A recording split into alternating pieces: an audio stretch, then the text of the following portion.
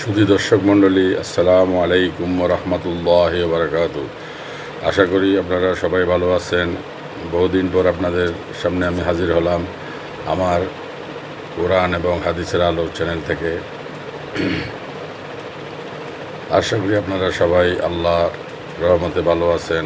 আল্লাহ আপনাদেরকে এবং আমাদের সবাইকে আল্লাহ হেফাজত করুক। করোনা ভাইরাস থেকে আমাদেরকে, মহামারী থেকে আল্লাহ আমাদেরকে রক্ষা করুক এবং আমাদের দেশকেও আল্লাহ রক্ষা করুক। সারা পৃথিবীর মুসলিম জাহানকে আল্লাহ পাক রক্ষা এই কামনা করে শুরু করছি। যে হাদিস, আমি কয়েকটা হাদিস বর্ণনা করব। আমাদের প্রিয় নবী রসুল পাক সাল্লাল্লাহু আলাইহি ওয়াসাল্লাম, উনি এবং ওনার পরিবার কীভাবে দিন যাপন করতেন এবং ওনারা কী খেতেন, ওনাদের জীবনে কী খেতেন, কী পছন্দ করতেন বা কীভাবে ওনারা জীবনযাপন করছেন কী খেয়ে, সে বিষয়ে আমরা খাওয়ার ব্যাপারে হাদিসের আলোকে আমরা আলোচনা করব। আমরা রসুলুল্লাহ সাল্লাল্লাহু আলাইহি ওয়াসাল্লামকে আমরা অনুসরণ এবং অনুকরণ করব এবং সেভাবে জীবনযাপন করব। আসুন তাহলে শোনা যাক। সুনানে ইবনে মাজার 3343 নম্বর হাদিসে আসছে যে ইয়াকুব ইবনে হুমাইদ ইবনে কালিব রাদিয়াল্লাহু আনহু হযরত আবু হুরায়রা রাদিয়াল্লাহু আনহু থেকে বর্ণিত। তিনি বলেন, সেই মহান সত্তার কসম যার রাতে আমার প্রাণ, আল্লাহর নবী রসুল পাক সাল্লাল্লাহু আলাইহি ওয়াসাল্লাম কখনো পরপর 3 দিন গমের রুটি পেট ভরে খেতে পারেননি। এ অবস্থায় তিনি ইন্তিকাল করেন। যে রসুলুল্লাহ সাল্লাল্লাহু আলাইহি ওয়াসাল্লাম পরপর 3 দিন গমের রুটি খেতে কোনোদিন রুটি খেতে পারেননি পরপর 3 দিন, সেই উনি বলতেছে, হযরত আবু হুরায়রা বলতেছে যে সেই মহান সত্তার কসম যার হাতে আমার প্রাণ, যে রসুল পাক সাল্লাল্লাহু আলাইহি ওয়াসাল্লাম 3 দিনের পরপর 3 দিন গমের রুটি খেতে পেট ভরে খেতে পারেননি, এই অবস্থায় তিনি ইন্তেকাল করেন। এবার 3346 নম্বর হাদিসে বলতেছে, মুহাম্মদ ইবনে ইয়াহইয়া রাদিয়াল্লাহু আনহু হযরত আয়েশা রাদিয়াল্লাহু আনহা থেকে বর্ণিত। তিনি বলেন, মদিনায় আসার পর থেকে তিনি তার ইন্তেকাল পর্যন্ত রসুল্লাহ অর্থাৎ রসুল পাক সাল্লাল্লাহু আলাইহি ওয়াসাল্লামের পরিবার কখনও একাধারে 3 দিন পেট ভরে আটার রুটি খেতে পারেননি। রসুলুল্লাহ সাল্লাল্লাহু আলাইহি ওয়াসাল্লাম হযরত আয়েশা সিদ্দিকা থেকে বর্ণিত যে 3346 নম্বর হাদিসে বলতেছে ইবনে মাজাহ, যে ওনারা রসুল্লাহ ইসলাম এবং তার পরিবার একাধারে 3 দিন পেট ভরে আটার রুটি খেতে পারেননি।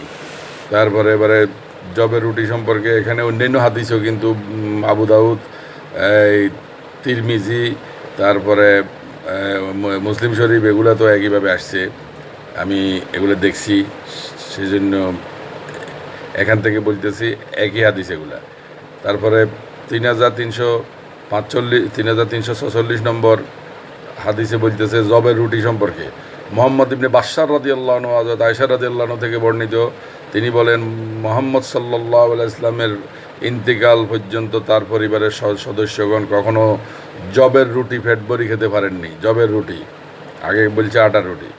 তারপর 3347 নম্বর হাদিসে বলতেছে, আব্দুল্লাহ ইবনে মুয়াবিয়া জুমাহি রাদিয়াল্লাহু আনহু ইবনে আব্বাস রাদিয়াল্লাহু আনহু থেকে বর্ণিত। তিনি বলেন, রসুলুল্লাহ সাল্লাল্লাহু আলাইহি ওয়াসাল্লাম একাধারে কয়েক রাত অভুক্ত অবস্থায় কাটাতেন এবং তার পরিবারের লোকদেরও রাতের আহার মিলত না এবং অধিকাংশ সময় তাদের রুটি হতো জবের রুটি। যে 3347 নম্বর হাদিসে বলতেছে, রসুল্লাহ সাল্লাল্লাহু আলাইহি ওয়াসাল্লাম হযরত ইবনে আব্বাস রাদিয়াল্লাহু আনহু বর্ণিত যে রসুল একাধারে কয়েক রাত অভুক্ত অবস্থায় কাটাতেন, না খেয়ে কাটাতেন। ওনারা খেতে পারতেন না, খাওয়ার তৌফিক ছিল না। আল্লাহু আকবার।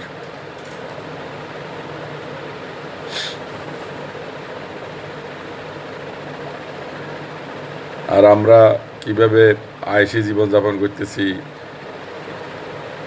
কিভাবে খাওয়াকে আমরা ফালাই দিই, তুচ্ছতাচ্ছিল্য করি, খাবারকে আমরা কিভাবে আমরা মানে করি, অপচয় করি, সেটা আর এখানে না বললাম। এটার পরে হাদিসে আসবো, সেটার ব্যাখ্যা আছে। অভুক্ত অবস্থায় কাটাতেন কয়েক রাত, যে বলতেছে যে কি রসুল্লাহ ইসলাম একাধারে কয়েক রাত অভুক্ত অবস্থায় কাটাতেন এবং তার পরিবারের লোকদেরও রাতের আহার মিলত না, ওনার পরিবারের ওনার স্ত্রীদের ও রাতের আহার মিলত না, ওনারা অভুক্ত অবস্থায় রাত কাটাতেন একাধারে কয়েক রাত, এবং অধিকাংশ সময় তাদের রুটি হতো জবের রুটি। এটা হইল 3347 নম্বর হাদিসে আসছে। 3348-এ ইয়াইয়া ইবনে উসমান ইবনে সাঈদ ইবনে কাসির ইবনে দিনার হিমশি রাদিয়াল্লাহু ইবনে আনাস ইবনে মালিক রাদিয়াল্লাহু থেকে বর্ণিত, তিনি বলেন রাসূলুল্লাহ সাল্লাল্লাহু আলাইহি ওয়াসাল্লাম পশমি বস্ত্র সাধারণ জুতা পরিহার করতেন। তিনি আরও বলেন রাসূলুল্লাহ ইসলাম স্বাধীন খাবার খেতেন এবং মোটা বস্ত্র পরিধান করতেন। হাসানকে জিজ্ঞাসা করা হলো স্বাধীন এর অর্থ কী? তিনি বললেন মোটা জবের রুটি। তিনি তা এক ডোক পানি ব্যতীত গলাদকরণ করতে পারতেন না, অর্থাৎ এক ডোক পানি ব্যতীত উনি ওইটা খেতে পারতেন না। এবারে 3349 নম্বর হাদিস আসছে যে কম খাওয়া এবং পেট ভরে না খাওয়া, এটা রাসূলুল্লাহ ইসলামের নির্দেশ।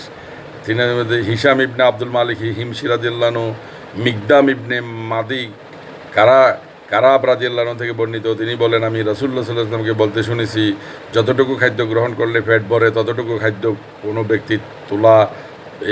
ব্যক্তির তোলা দূষণীয় নয়।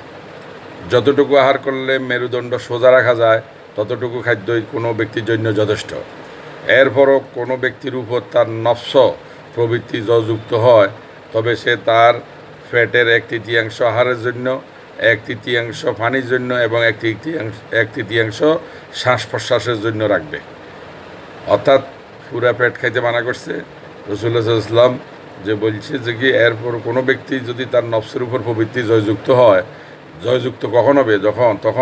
যখন সে তার পেটের 1/3 খাবে। কীভাবে? 1/3 খাবে খাদ্য, 1/3 পানি খাবে, আর 1/3 শ্বাস প্রশ্বাসের জন্য খালি রাখবে। 3000 এবার এটা গেল 3349। 3350 বলতেছে আমর ইবনে রাফি রাদিয়াল্লাহু ইবনে ওমর রাদিয়াল্লাহু থেকে বর্ণিত, তিনি বলেন এক ব্যক্তি নবী করিম সাল্লাল্লাহু আলাইহি ওয়াসাল্লামের সামনে ডেকুর তুলল। অতঃপর রাসূলুল্লাহ সাল্লাল্লাহু আলাইহি ওয়াসাল্লাম বললেন তোমাদের ডেকুর প্রতিরোধ করো, কারণ যারা পার্থিব জীবনে বুড়িভুজ করবে তারাই কিয়ামতের দিন অধিক ক্ষুধার্ত হবে। বুড়িভুজ করে খাইতে মানা করছে, যারা বুড়িভুজ করবে তারা কিয়ামতের দিন ক্ষুধার্ত হবে। তারপরে 3351 নম্বর হাদিসে দাউদ ইবনে সুলাইমান আসকারি ও মোহাম্মদ ইবনে সাব্বাহ রাদিয়াল্লাহু ও আতিয়া ইবনে আমির জুহানি রাদিয়াল্লাহু থেকে বর্ণিত, তিনি বলেন আমি সালমান রাদিয়াল্লাহু থেকে নিকট শুনেছি যে তাকে আহার করতে ফিরাফিরি করা হলে তিনি বলতেন আমার জন্য যথেষ্ট।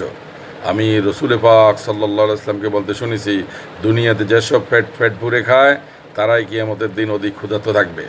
যে দুনিয়াতে যারা পেট পুরে খাবে, হযরত সালমান রাদিয়াল্লাহুকে যখন ফিরাফিরি করছে তিনি বলছে যে তারাই পেট পুরে খায়, তারাই কিয়ামতের দিন অধিক ক্ষুধার্ত থাকবে।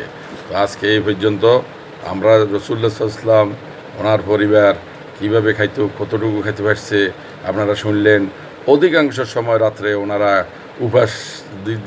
উপাস জীবনযাপন করছে, উপাস থাকছে উনি এবং ওনার স্ত্রীরা, ওনার পুরা পরিবার। তো আমরাও আসুন, আমরা যাতে খাদ্যকে অবহেলা না করি, অপচয় না করি, বিশেষ করে অপচয় করি ফেলে দেওয়া, অপচয় করা, না খাওয়া, এটা এরপরের হাদিসগুলোতে আছে, আমি বর্ণনা করব আস্তে আস্তে। আপনারা আশা করি আমার সাথে থাকুন, আমার জন্য দোয়া করবেন। আসসালামু আলাইকুম ওয়া রাহমাতুল্লাহি ওয়া বারাকাতুহু।